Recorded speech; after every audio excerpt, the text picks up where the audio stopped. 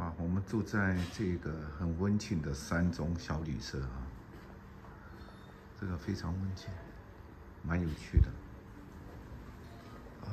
这些古书可以借看，还100年了，哇，很棒。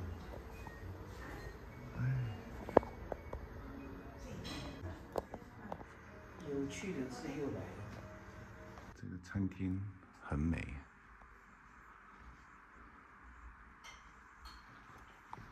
这是我们的自助早餐，哇，非常多。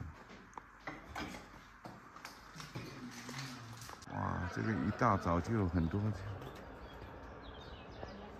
爬山的人嘿，他们要走了。哇，好美哦，一群鸭。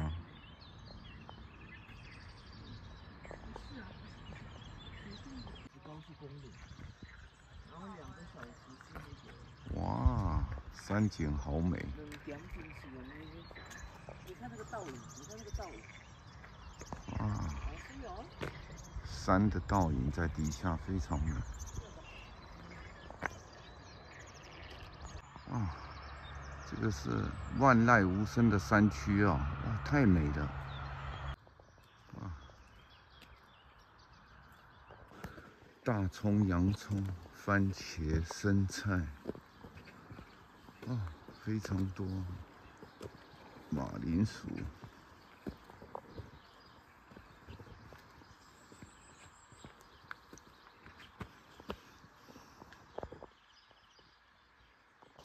山里面自给自足啊，每一家都有种一些自己家里面庭院需要的东西。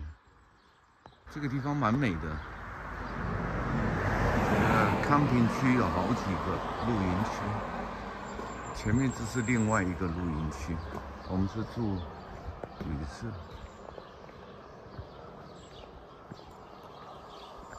昨天来露营的人还蛮多的。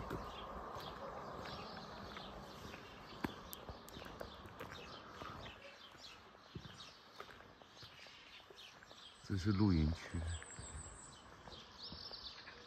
有常年居止。那么露营区哈，在山下，这么早大家都还在睡，哇，真是人间仙境，好美。